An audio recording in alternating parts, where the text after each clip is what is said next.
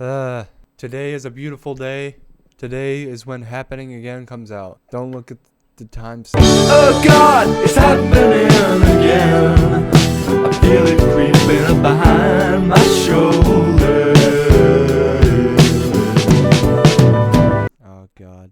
So Happening Again is a cool song that has cool things in it. I was inspired by Leo Dragto. Leo Dragto and Boxcar Ben's song. I think he was a feature. Yep, featuring Boxcar Ben. Open Heart Surgery. This is a banger. Listen to this song. It's a cool song. I'll leave a link in the description because I'm cool like that. That's the Coraline soundtrack. That has nothing to do with any of this. I was like, okay, well, I'm going to write a song for Leo Dragto. It ended up just being my song. But I think the original version was like a lot less crazy. This one has some lore to it.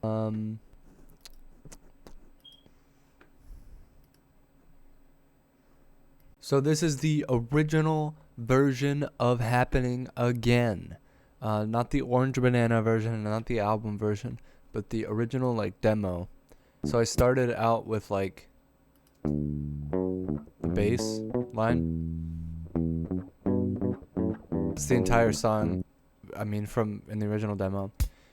Drum loop. And then I added these.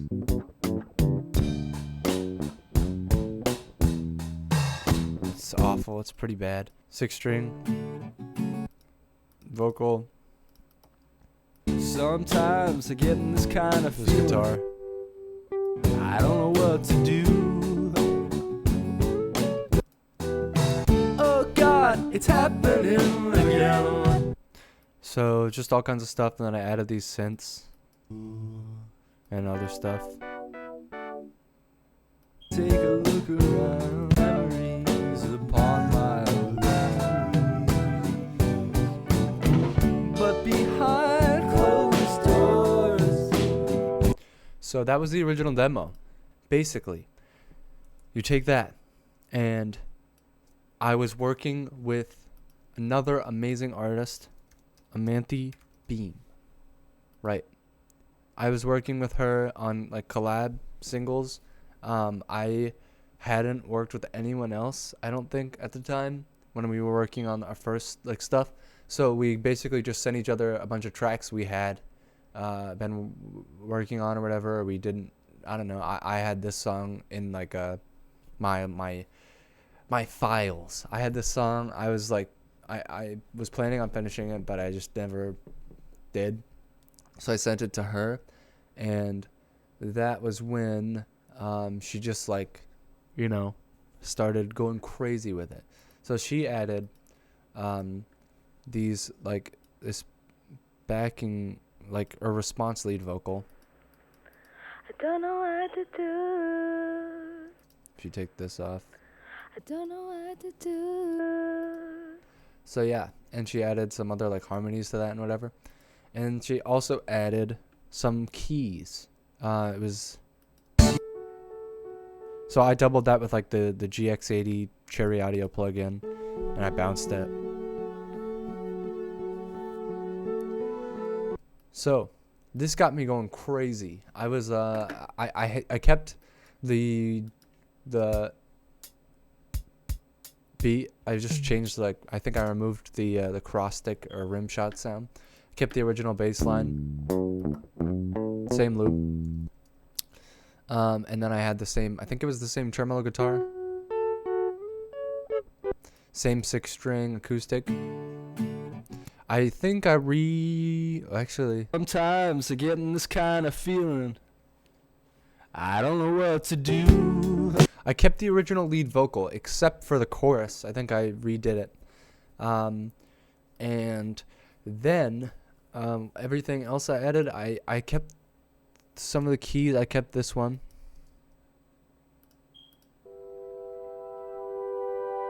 And I added this piano here.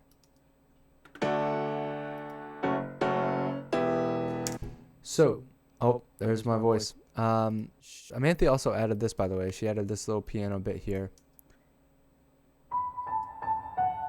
So I layered it with a whistle. It's just a cool little thing that's hidden in the background. I redid the drums. The drums I redid actually in the basement here.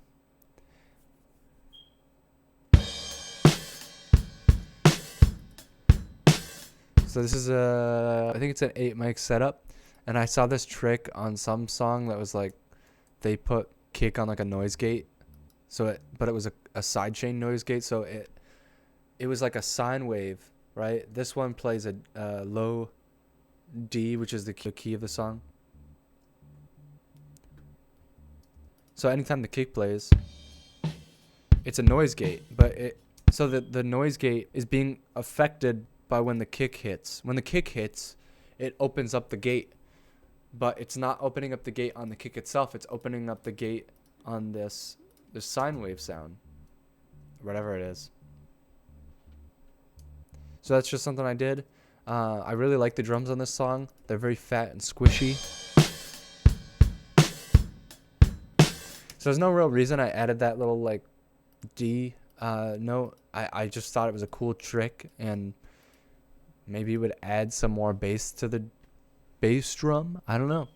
I don't know if this was in the original. I think I added it. I guess it's sort of to try and replace the rim shot. So that's all of it. I redid the backing vocals. Oh God, it's happening again. I feel it creeping up behind my shoulder.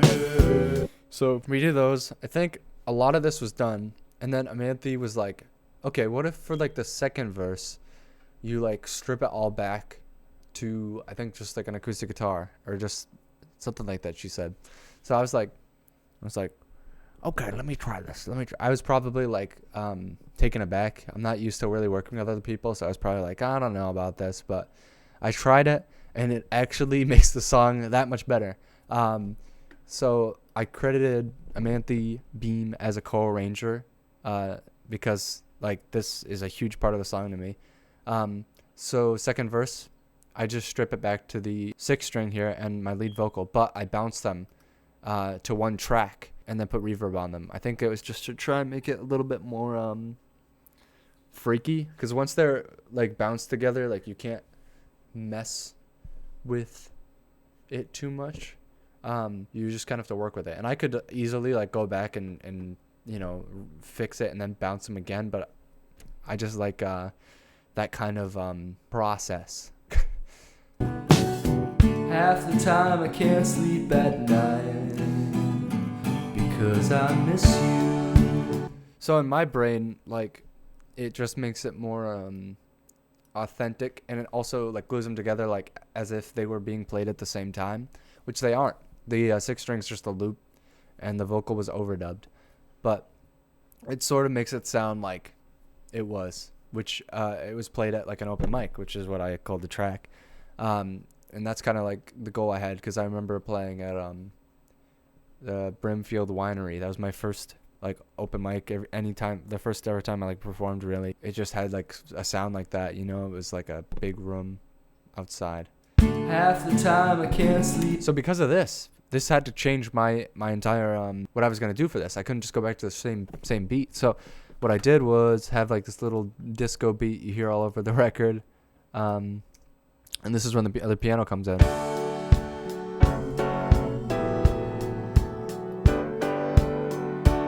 I take a look around and see all of these memories upon my wall. But behind closed doors, you miss me too.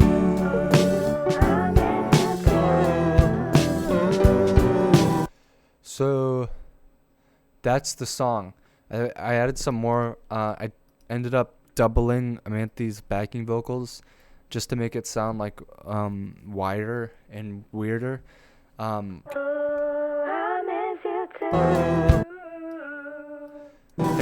I think I did it with Verispeed, so I don't know. But the one last thing I did I really loved was at the end here, this little like walk down.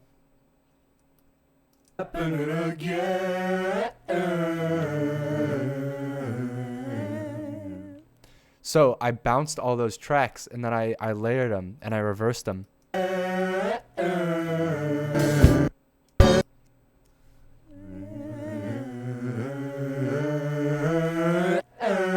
So when you put them together, it's like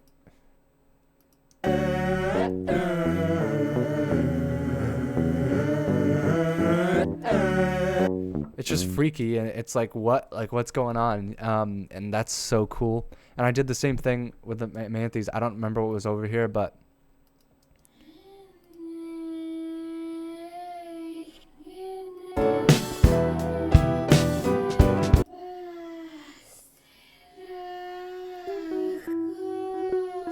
so I think I stretched out one of her vocals and then reversed it, something like that.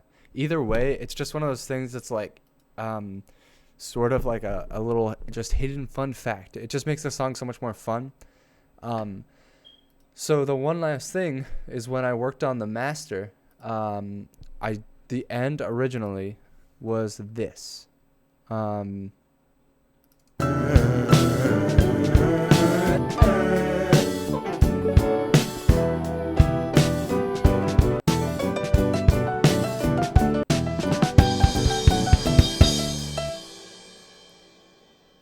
So nothing crazy. It's a song. It ends.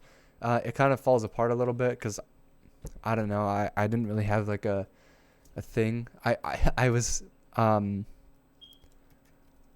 basically the piano solo in there was like really like improvised. So like I'm not really a great pianist. I was really not paying attention to where I was in the song. Played past where it ends. What I did was working on the song. Let's go to the single version if I can. Over here. Just slowed it down in the end. The album version, instead of starting as it does on the single version, it's a little bit of a surprise. It has a fade in and also a little fade out. It's like hidden. There's some clocks in the background here. And so on and so forth. Yeah. It's a cool song. I'm really proud of it. I like it.